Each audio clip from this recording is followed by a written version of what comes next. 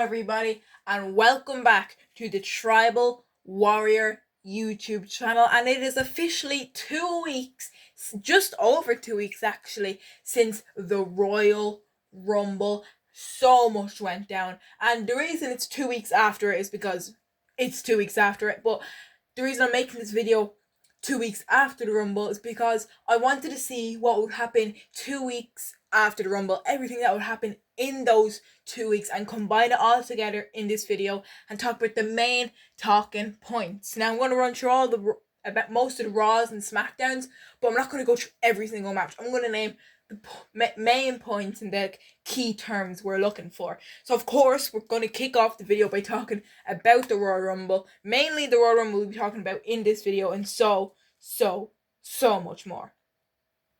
So obviously, as you can see, Jey Uso and Charlotte Flair, they won the Rumble this year, and now they're both going off to main event WrestleMania. Now, past couple of years, WrestleMania 40, 39, we haven't seen Royal Rumble winners quite exactly main event. Sometimes they would be just on the normal card, not actually in the main event position. But I hope that's what we're looking for here. I hope these are actually going to go to the main event.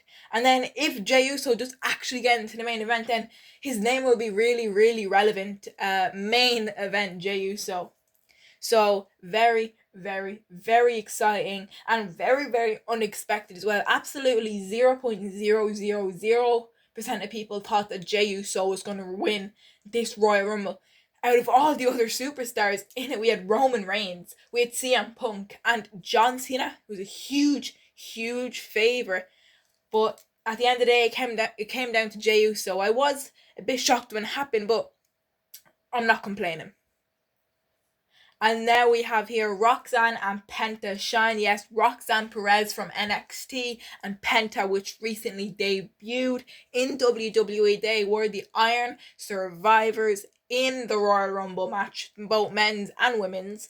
I think Roxanne, she got the longest time ever in a Royal Rumble. It was about 1 hour and 7 minutes. I don't quite remember, but it was around that. So Roxanne, I think she just wrestled her last match in NXT, and I think she will come up to face Raquel Rodriguez in the elimination qualifying match, and I think that's her official main roster call-up, and don't get me wrong, she really deserves it. And Penta, he was a huge favourite to being the Iron Survivor, and he sure made that relevant. So Penta and Roxanne Perez were the Iron Survivors in both men and women's 2025 Royal Rumble match. And speaking of shine or shining, we had Alexa Bliss's return. Yes, the goddess is back, but not quite the goddess. She's still this twisted, like, Bray Wyatt character. She still has Lily, her doll. Some people are not happy about still having Lily. I'm not quite keen on it, but I don't mind it as long as it's not coming to life as it did back in Vince's era, we're going to call it that. But I'm very happy that she's going to come back. And guys, never believe anything you hear on social media. Everybody thought that she wouldn't return because she wanted a new contract or something to get more money. But guys, don't listen to that.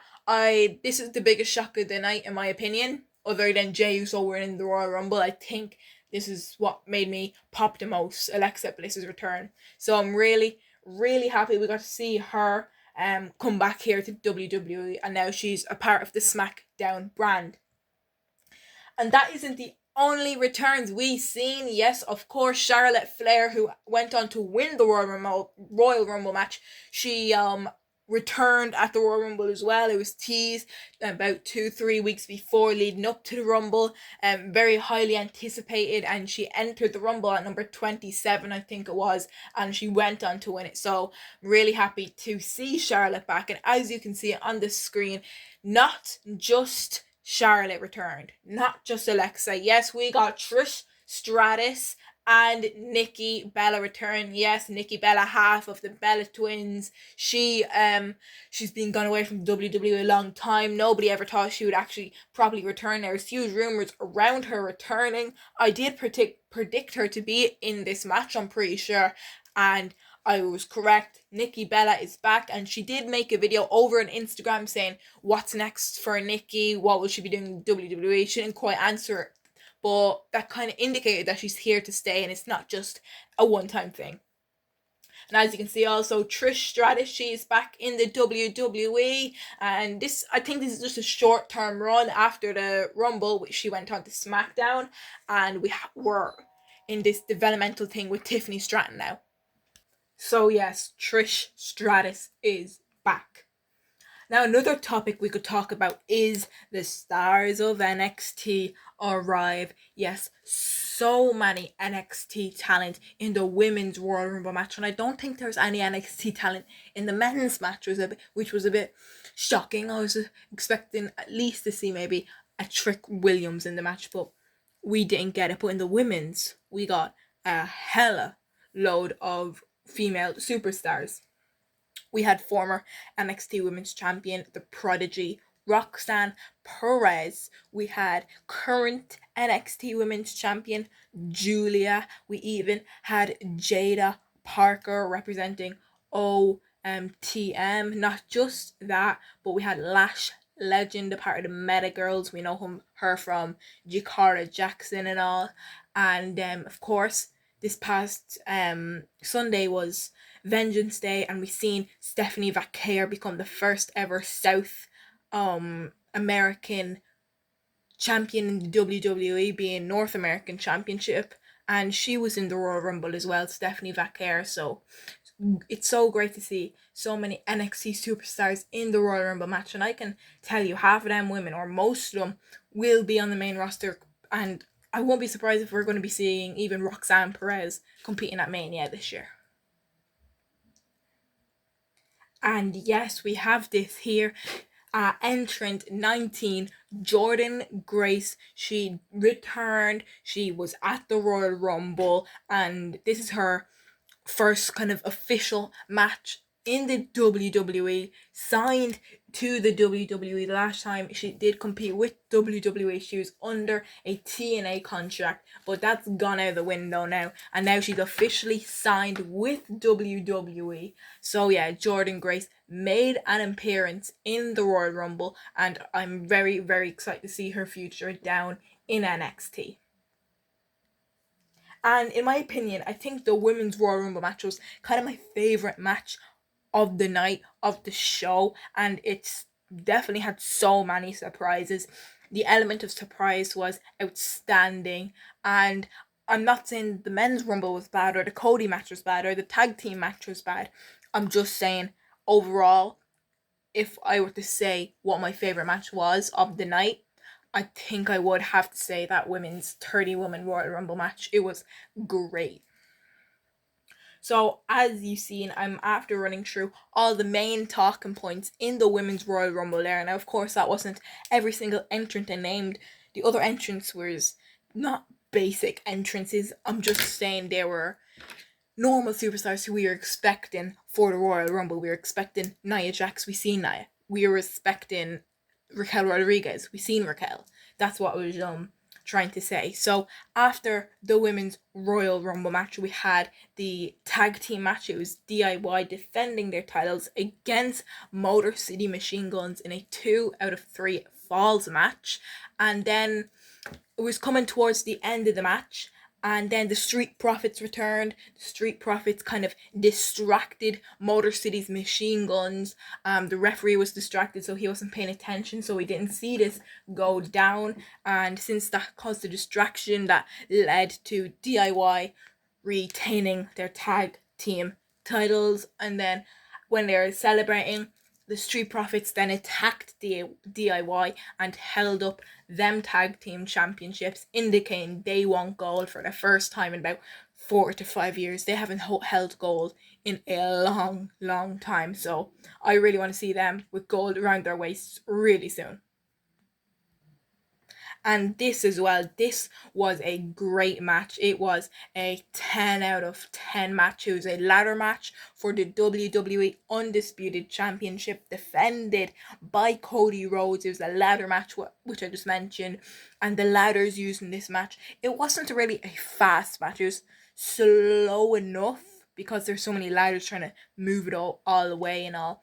But it was a really great match, so many spots, and as you see here, Cody giving Kevin Owens that Alabama slam, and then Kevin on his neck. Sami ran over to check on him. It was a great match, but at the end of the day, Cody Rhodes did retain his WWE Championship, and he will defend his title now at WrestleMania against the winner of the Elimination Chamber match. So now let's pay our attention over to what was the main event of this show, and which damn right deserved to be the main event. It was the men's 30-man Royal Rumble match, and oh my god, it was so exciting, and the build up to it was sensational, and it delivered so much. And the minute Penta debuted in the WWE, everybody wanted him to face Rey Mysterio. It was a dream match, and we didn't exactly get the match, but we did get the showdown. Yes, entrant number 1 was Rey Mysterio, followed by number 2, Penta. These two had a face-off. They went at it. It was so good. Chad Gable entering at number 3, kind of breaking it up a bit, but I can't wait for this singles match in the future. And that wasn't it, because soon after, all right up at entrant number 8, Akira Tozawa entered the match, all excited. But then Carmelo Hayes attacks Akira. Now, Carmelo is already in this match. He got eliminated. And of course, Carmelo, he got mad that he got eliminated, as you would. And then Carmelo attacked Akira Tozawa, leading to his replacement, which was none other than YouTube sensation Mr. I Show Speed. Indeed, I Show Speed in the Royal Rumble match at entrant number 8. And not gonna lie, he got a huge pop. People loved him.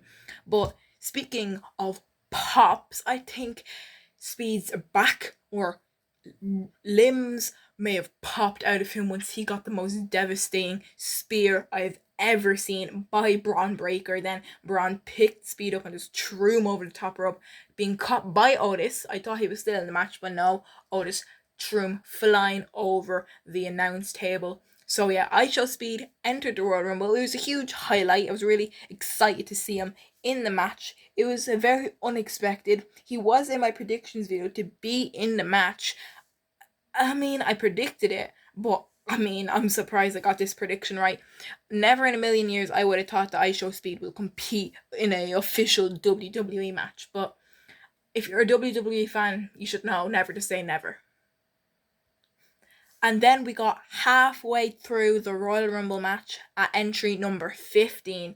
All you have to do is say his name and he appears. The TNA champion had arrived, Joe Hendry, halfway through the Royal Rumble. I didn't predict this, I don't think, because I wasn't really expecting him to be in the Rumble, but he was. Joe Hendry over here on the Royal Rumble in Indianapolis, and he had a great performance. He did last a little while. I don't think he lasted for a big amount of time, but he was in it for a while and he did have a good performance. So he was the only TNA superstar we've seen on this show. So immediately after entry number 15 was obviously entry number 16, but who appeared? Roman Reigns entered the Royal Rumble at number 16, and then followed by Drew McIntyre at 17. Whoa, just them two names together, just them two facing off in the ring was great. It was fantastic, and all the names in the Royal Rumble combined was just, has to be one of the best, or if not the best, Royal Rumbles ever, hands down.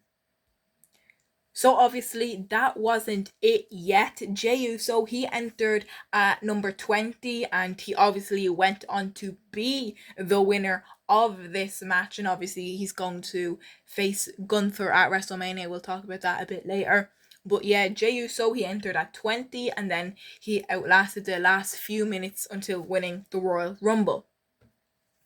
Then after 20 was 21 when AJ Styles returned, and he's been injured since October, so he's been away for 4 months. So he has his old theme song back, which I'm really excited to see, and I'm pretty sure he does have a match against Dominic Mysterio this Monday live on Netflix.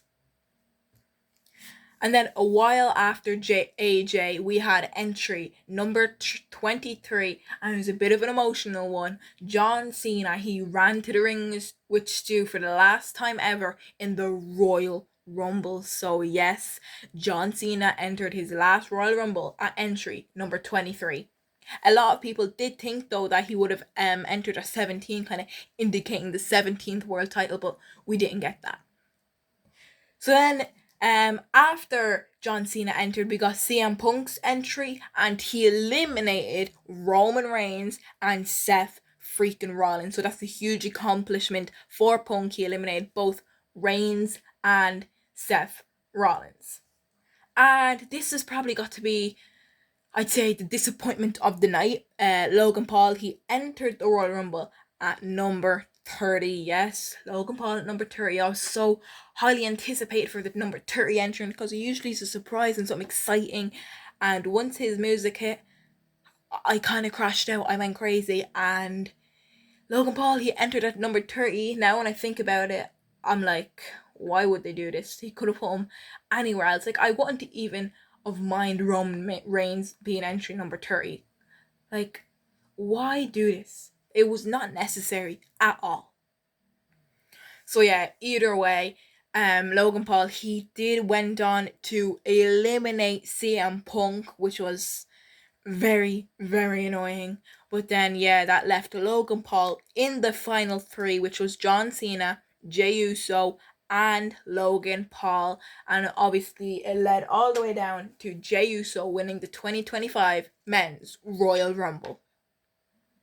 So that obviously ended us there for the Royal Rumble. I'm not going to run through all the countdown show. There was a couple of talking points on it, but I'm not going to go through really any of it because it kind of mixes in what we're going to talk about later in the video. So there's no point mentioning it. So what we're going to go into now is the Raw after the Royal Rumble.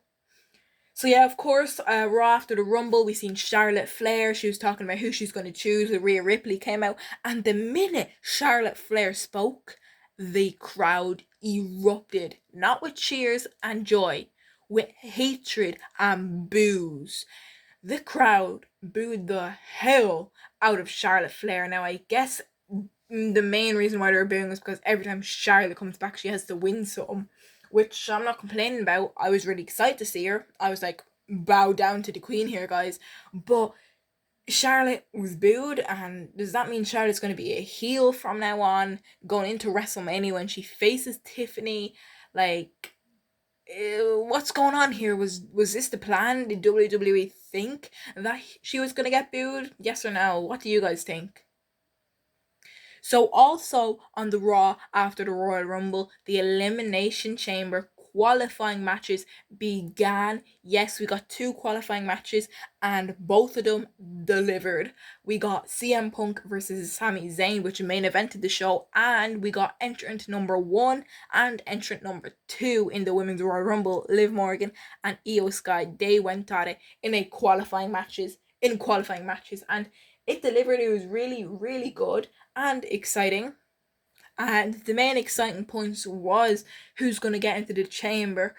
Will the chamber be great full of superstars? Kind of like the Royal Rumble, but there's a few superstars, so they're going to try get the most good and powerful superstars in it, which that's what they did do. So in the main event, CM Punk defeated Sami Zayn and Liv Morgan defeated Io Sky. Now, we're going to step away from the qualifying matches real quick, because after the main event, once CM Punk won, CM Punk left the ring, and then out of nowhere, we seen Kevin Owens. Kevin Owens, he's here for the first time since he got laid out at the Royal Rumble in that ladder match, and he pile drive the life out of Sami Zayn.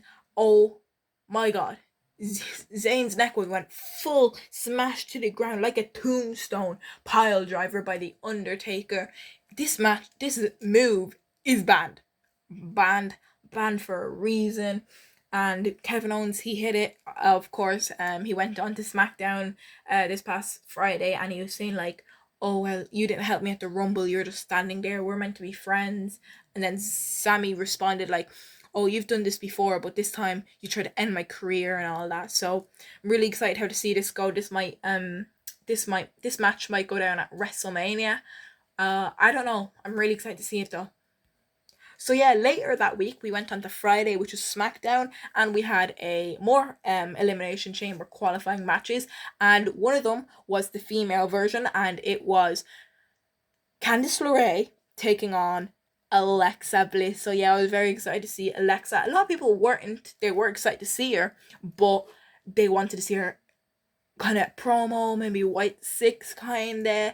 But no, she got a singles match, which Alexa Bliss obviously won. If Candice LeRae won this match, honestly, I might have been more disappointed than I was with Logan Paul at 30. I have no hatred for LeRae. It's just, why would Alexa lose? There's literally no need for Alexa to lose. And if you didn't want to damage LeRae, you could have just made her win by countdown then. Countdown, my bad. But I don't know. So yeah, either way, Alexa Bliss wins the Elimination Chamber qualifying match, and now she's heading to Toronto, Canada for the March 1st edition of Elimination Chamber. And then that wasn't it for the qualifying matches. We got a triple threat. Yes, our first Elimination Chamber triple threat match, and it was LA Knight, Jimmy Uso, and Drew McIntyre going at it. And of course, we seen at the Rumble, there's rumors about Drew McIntyre crashing out backstage after he got eliminated, and I don't know if they're true, but it's kind of cool to see Drew McIntyre and LA Knight in the ring together. And I don't know if WWE done this on purpose or not, but yeah, Drew McIntyre won this match, and he was rightly deserved to win it. And earlier on that show, I'm pretty sure Jey Uso kicked off the show, and he was talking about who's going to choose at WrestleMania. Then Cody came out, and then after that we got Jacob Fatu and Tama Tonga came out, and then they brawled, leading to the main event, which was Cody Rhodes and Jey Uso versus Jacob Fatu and Tama Tonga. But after that match, Cody Rhodes was standing up cheering, and then Solo Sikoa came out of nowhere. He got that spike, leading to obviously Solo Sikoa his return, of course, attacking Cody. And to be honest, I mean, it's okay. I'm not too excited on this. I mean, it could have been anyone else. Obviously, maybe not the Blood. Obviously, maybe not Roman. But I don't know. Are we going to run this back again? Because I don't really want to, guys. What do you think? Do you want to see Solo and Cody again? To be honest, I don't really. So yeah, then we went on to the second Raw after the Royal Rumble this past Monday. It was another Elimination Chamber qualifying match, and it was Bayley taking on Lyra Valkyria. I kind of knew that Bayley was going to win it. However, Lyra, she almost had it. I thought she was actually gonna win there for a second, and I wanted her in the match. I wanted both the superstars in the match. I wasn't complaining if we did or didn't get, but Bayley, either way, she went on to win this match, and now she is in the Elimination Chamber match on March 1st. So yeah, very exciting for Bayley. And then another Elimination Chamber qualifying match. We had Logan Paul versus Rey Mysterio. Obviously, Logan Paul got booed more than Dominic Mysterio, which was kind of a bit crazy. But yeah, speaking of Dominic Mysterio, Logan faced Rey Mysterio, and it was a great match. I don't care what people say about Logan Paul. I don't care if people say he's a really bad influencer, what he done with like life is bad. Hands down, he is really good in the ring. And in my opinion, him putting in number 30 at the Royal Rumble, I did not like. But you have to admit, he is a really good wrestler and his maneuvers and all. So fair play to him. And remember his moment at Royal Rumble 2 years ago or last year with Ricochet jumping off the ropes. Like, oh my goodness. Oh my goodness. Sensational. So yeah, we're still going to stay on the topic of Elimination Chamber qualifying matches, and we did move over to Friday. So now we're on the SmackDown, the one that just happened a couple of days ago. The time of recording this video, it is Sunday, so it happened 2 days ago on Friday. We had a triple threat match: Jacob Fatu versus Damian Priest versus Braun Strowman, and this match, hands down, was really, really good. I thought Jacob Fatu was going to win this match, but no, he didn't. Damian Priest won this match, and I was a bit not upset. I mean, like, I wouldn't even be mad if Braun Strowman was in the match, but I don't know. Imagine what Jacob Fatu could do in the Elimination Chamber match. And I guess they kind of want to protect Fatu because I don't think Fatu's going to win the chamber. So how are they going to eliminate him? I don't think they're going to have him pinned clean. So yeah, Damian Priest won that qualifying match. So the female side of things, Naomi took on Chelsea Green, and obviously Naomi's tag team partner Bianca Belair is already in the chamber. And so yeah, Naomi went on to win this match against the Women's United States champion Chelsea Green. And I kind of wanted Chelsea in this match, but obviously I'm not complaining. Both these superstars and are fantastic of what they do in the ring and outside of the ring, especially what they can do in that Elimination Chamber match. So yeah, Naomi taking the win in this qualifying match. So as you can see, the graphics are up there. We have Damian Priest, Logan Paul, Drew McIntyre, and CM Punk. Now you see John Cena there as well, because yes, John Cena, he is officially in the Elimination Chamber because he said he's worked his butt off for the past 23 years of his career, and he hands down deserves this opportunity. So John Cena's automatically in this match, and I don't really like that. I kind of wanted him to qualify. Like, think of Damian Priest, think of CM Punk. They've had a great career too. Can they not just say that they're good enough and just get into the match themselves? I don't know. But John Cena, Drew McIntyre, Damian Priest, Logan Paul, and CM Punk are in the match. So obviously I mentioned 5 superstars there. There's meant to be 6. That's why this Monday Finn Balor will take on Seth Rollins to find out that final superstar. And I think that final superstar might be Seth Rollins. And I really want Finn Balor, to be honest. Imagine a huge coup de grace off the top of the cage. That'd be crazy. So yeah, same for the women. There is still one more superstar to qualify, and that will either be Raquel Rodriguez or Roxanne Perez. But I think we all know who's going to win that match and get into the chamber. So yeah, the current superstars in this match are Bayley, Alexa Bliss, Liv Morgan, and the current women's tag team champions, both Bianca Belair and Naomi. So yeah, they're the matches. Now, to step away from the Elimination Chamber now, we did get some very, very unfortunate news a couple of weeks ago during SmackDown. I think it was SmackDown, the first SmackDown after the Royal Rumble, and this is not good news for literally anybody. And if it is good news for you, then I mean, I'd be a bit worried for you. So yes, several WWE releases were made. I think it was about 11 or 12 in total. Releases there mean they got fired. They got let go. They no longer work with the WWE. And some of these superstars in this list, they had potential, man. I really wanted them still in the company. And if I could change things around, I'd have them all back in the WWE. So yeah, shout out to Sean Ross App of Fightful Select. He said Blair Davenport has been released. Fightful Select has confirmed that. So yeah, thanks to Sean there. Shout out to him. So yeah, Blair Davenport released. This is not good news at all, and I'm really upset about this. There's rumors for her to be a part of the Chelsea Green and Piper Niven storyline, but obviously it never came to show.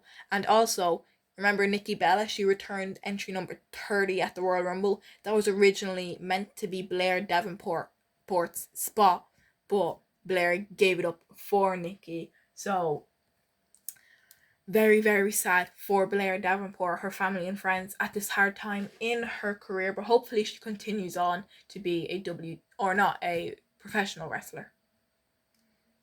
So as you can see here, WWE sources claim Paul Ellering has been released by the WWE, and there you see from Sean Rossap again, Fightful Select. Paul Ellering, of course, he's kind of the manager of the Final Testament, AOP, Karrion Kross and Scarlett, but unfortunately, Paul Ellering has been released by the WWE, and that hasn't been the only release. We got news that Duke Hudson was released by the WWE in January. That's coming from Sean Rossap again now. This one came out a couple of days before all of the other ones, so this is a bit late. So yeah, Duke Hudson released as well. And he was doing great, man. I thought he was going to be called up one day. He was doing great with Chase U, and I fully believe if Chase U never broke up, he'd be on fire right now. So yeah, formerly representing Legado del Fantasma was Elektra Lopez, but this news here posted by WrestleLamia.com. It's via PW Insider. Elektra Lopez has been released by the WWE, and she had potential too, man. She really could have went on to do her own solo work, and it would have been great. It would have been fantastic. So yeah, hard news for Elektra.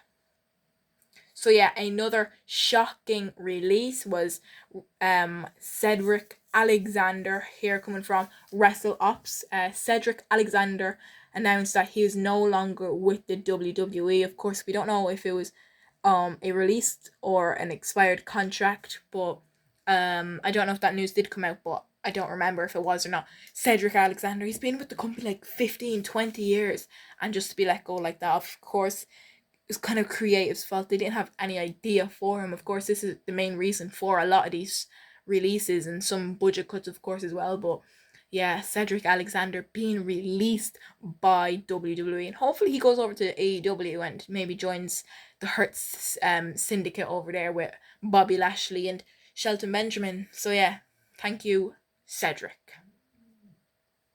So yeah, we have another one from Sean Rossap of Fightful Select. He says the Good Brothers have been released by the WWE. Of course, that is Carl Anderson and Luke Gallows. These were great, especially back in 2020 with AJ Styles. He was kind of these were kind of involved with the Undertaker storyline with the Boneyard match. So yeah, very hard news for the Good Brothers. So yeah, on to our next release now, and I think this might be the most shocking. Now all these are shocking enough, but this one, I wasn't expecting her to be released. So yeah, Sonya Deville has been released by the WWE, and she was doing great with Pure Fusion Collective. And if they didn't even want her Pure Fusion Collective, and they didn't know what to do with her in Pure Fusion Collective, they could have just put her on a singles run. Maybe try to done something with Lyra and the Intercontinental Championship, or I won't even be complaining if they sent her back down to NXT for a while. And I don't think Sonya would have even been mad if she went down to NXT. Like, do something with the North American Championship on NXT, the women's one. Like, imagine some of the rivalries, like, thinking about it, like Stephanie Vaquer versus Sonya Deville would be a great match. But yeah, this coming here from Sean Rossap of Fightful Select again. So yeah, thanks Sean. Sonya Deville has been informed by WWE that they will not be renewing her contract. Fightful Select has confirmed. She'll be eligible for a free agency upon it expiring, which we're told is a number of weeks. And I don't think the weeks are up. However, I think she's done. She definitely won't be coming back. She is stepping away for good now. And in my opinion, I feel like TNA would be good for her. Even AEW. Like, I'm not saying all the WWE stars should go right to AEW, but I want them to continue wrestling, and I sometimes watch AEW, and I'm not a huge fan of it. I tried to get into it, but of course WWE is better either way. But yeah, Sonya Deville has been released by the WWE, and this is very, very shocking news, guys. Were you expecting this? Because personally, I was not. So yeah, here our next release is coming from Gio Vinci or Giovanni Vinci. This is his official Twitter page or X page. And he said in the photo here, "Thank you to WWE Universe, WWE, and everyone I had the pleasure to work with." And yeah, Giovanni Vinci, like, I'm not surprised, but I think they could have done something with him, man. I really think his run in NXT was great, and ever since they broke up Imperium, they didn't even do a Ludwig Kaiser versus Giovanni Vinci. They just moved him to SmackDown for no reason.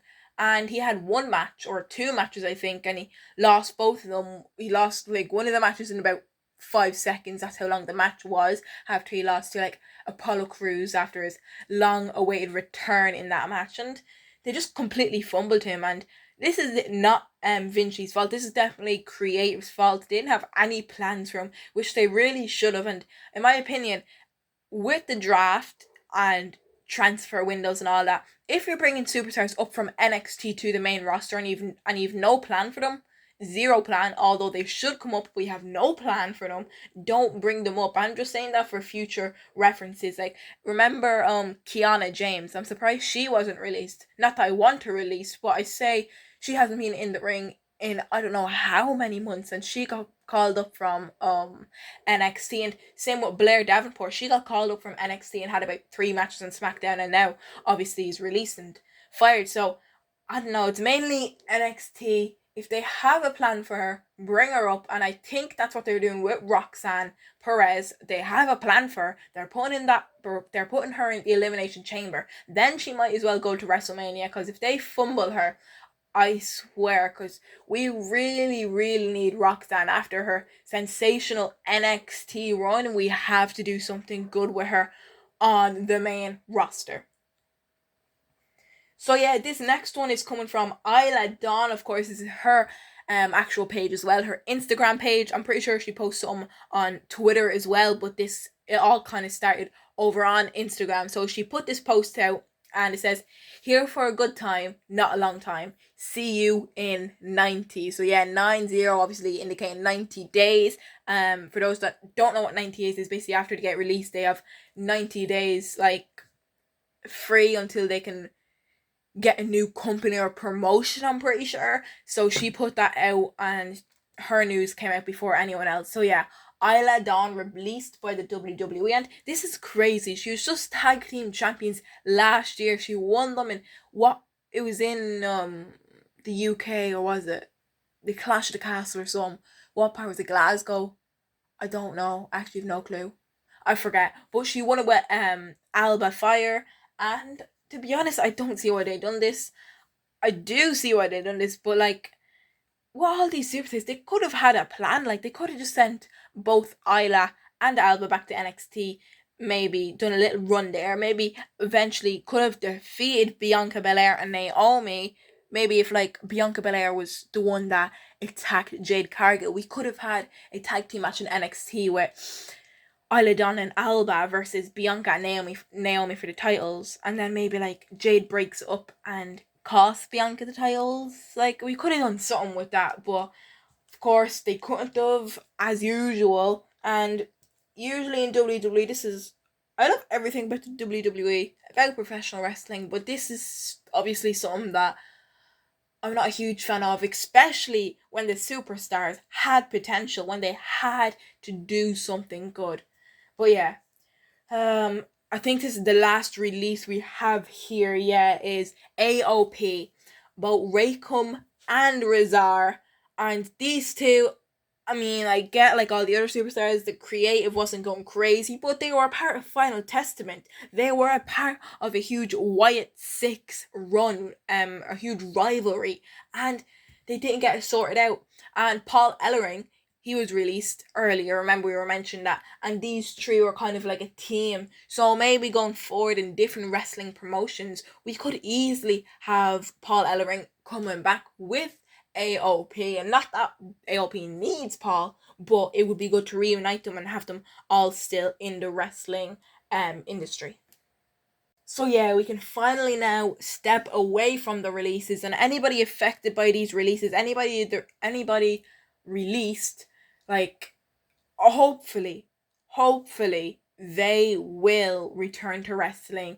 Maybe even WWE in the future, but hopefully they go to maybe New Japan or AEW, TNA, Ring of Honor. Like, there's so many good wrestling promotions, and I think Isla Dawn will continue wrestling because she did put in her Instagram post, see you in 90, obviously meaning that she might come back. So yeah, we're going to step away from the releases for good now, and then we're going to end off the video with a bit of NXT news. And look at this here, oh my goodness.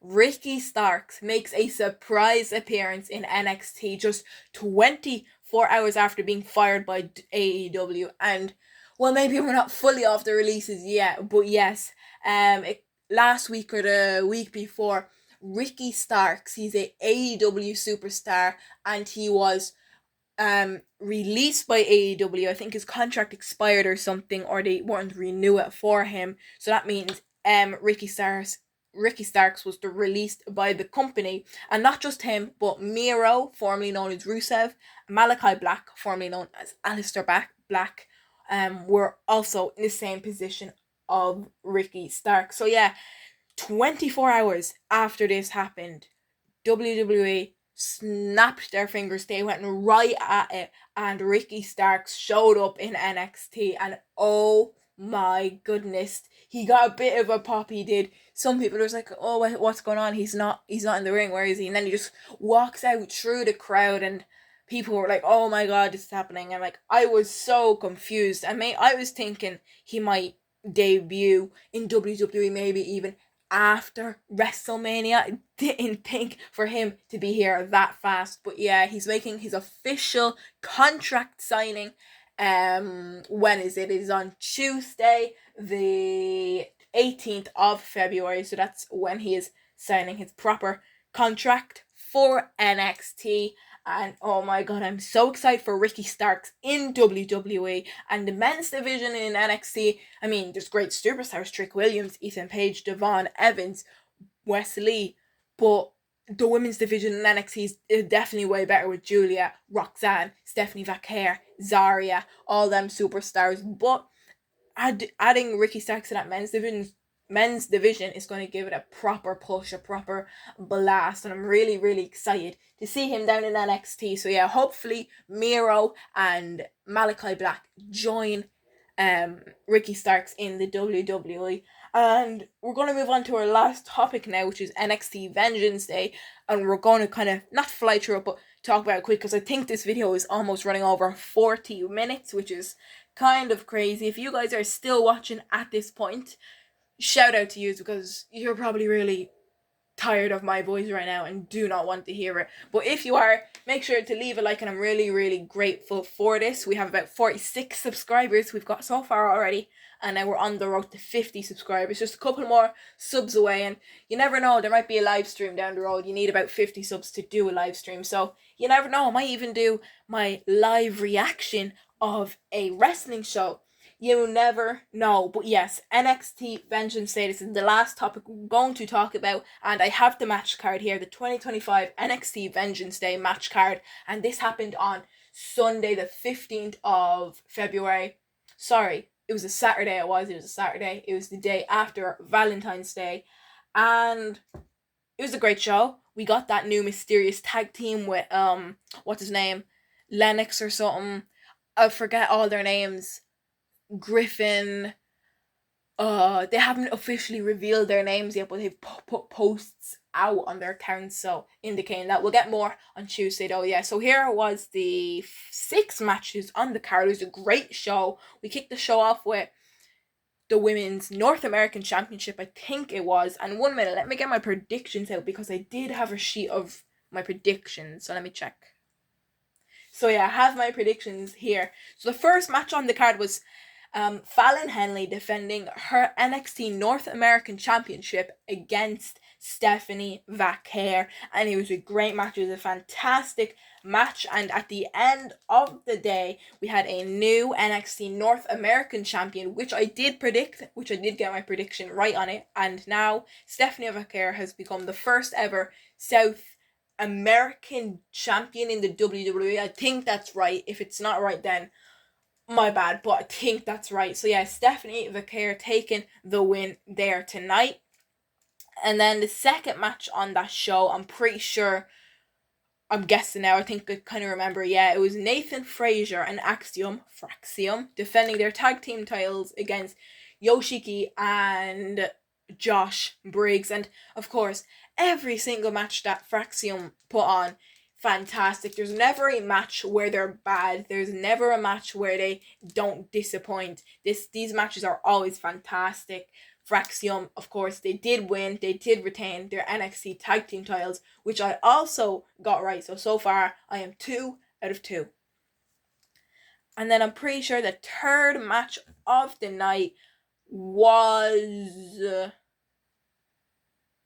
strap match. Yes, the strap match where it was Trick Williams versus Eddie Thorpe in a strap match. Of course, the two straps attached to each other. So yeah, at the end of the day, Eddie Thorpe got the strap under Trick's leg and low below him, leading to Eddie covering Trick and Eddie Thorpe winning that match, which I did not predict. I thought Williams was going to win, but obviously I was wrong, so now I'm 2 out of 3. So yeah, Eddie Thorpe won that match. It was very, very unexpected. I don't think much people thought he was going to win, but yeah, Eddie put on a fantastic match and did end up winning in the end.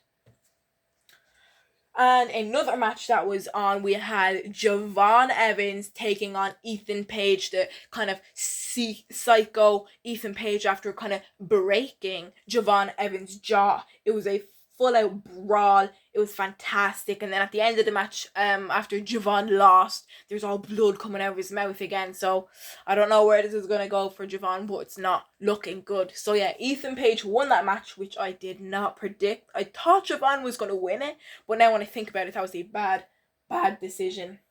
So yeah, right now I'm on 2 out of 4 predictions correct. So that is not good. So the match after that was our co-main event, and it was a triple threat match for the NXT Championship. It was Oba Femi versus Austin Theory versus Grayson Waller. So yeah, Austin Theory and Grayson Waller from SmackDown, A-Town Down Under, but they were going against each other, and there's kind of some bumping between these two, kind of teasing the breakup, which at this point I don't think we're ever gonna get, but it might happen, maybe WrestleMania, but you never know. So yeah, at the end of the day, Oba Femi retained, which I did predict, because I don't think any of us thought that Grayson was gonna win, or Austin. Now in the match, it was really close. Austin Theory, he was so close to winning the title, and props to Austin, because he had a great performance in that match. So yeah, now I am on 3 out of 5 predictions correct. And then we had our main event. It was Julia versus Roxanne Perez versus Cora Jade versus Bayley in a fatal 4-way match for the NXT Women's Championship. And I'm just going to say this match was a complete banger. I got the prediction right. Julia retained her title, so that left me on 3 out of 5 predictions. Oh no, 4 out of 6 predictions correct, I think. Yeah, I got 4 predictions correct out of all 6 matches. So yeah, what a match. Credits to Bayley, credits to Cora Jade, especially to Roxanne as well. And Julia, she put on a fantastic banger. But at the end of the day, Julia retained her title, and that wasn't it for the show. After it ended, we did get Stephanie Vaquer. They went kind of face to face, holding up their titles at the end of the show, saying, "Oh, we won," and that closed off the show. But that's what we thought. It did not. Jordynne Grace's music hit. We seen Jordynne Grace come out. She stared down both of them. She stared down the North American champion and the NXT Women's Champion. And I did put this post out on my Twitter. I wouldn't mind in the future Jordynne Grace is NXT champion and North American champion at the same time. She's so dominant and so deserving of that title, and she literally just was a world champion in TNA. But yeah, this is her first proper appearance in NXT as a WWE superstar. I'm pretty sure. So yeah, that's gonna leave us at this video, guys. In total, I scored this show out of 5. So I said 3 out of 5. It was a good match, all good matches. But yeah, it was fantastic. So that's what I left at the end of the day. And I don't think I told you my Royal Rumble score. So my Royal Rumble, I said 4.9 out of 5. And what would have gave that a 5 was 1, Logan Paul not coming out in 30, and 2, maybe not Jey Uso winning. I'm not mad, but it would have been a bit better if we got John Cena or CM Punk maybe winning. So yeah, that was the end of today's video, guys. I hope you enjoyed. I have a lot of editing to do now, and I hope to see you in the next video. And if you're still watching, I'm extremely grateful. I mentioned it earlier, so thank you all so much. I will see you in the next video. And if you guys have any suggestions of what I should do for my next video, just comment down below. I would appreciate all of them. I'm trying to get everything in. So yeah, we're on the road to WWE Elimination Chamber, which is March 1st in Toronto, and it's gonna be so good, guys. So yeah, that's gonna do it now. Okay, I'm saying so many random words. I'm literally speaking gibberish right now. So I'm gonna end the video before I say anything else more stupider. Goodbye, guys. Hope you enjoyed the video.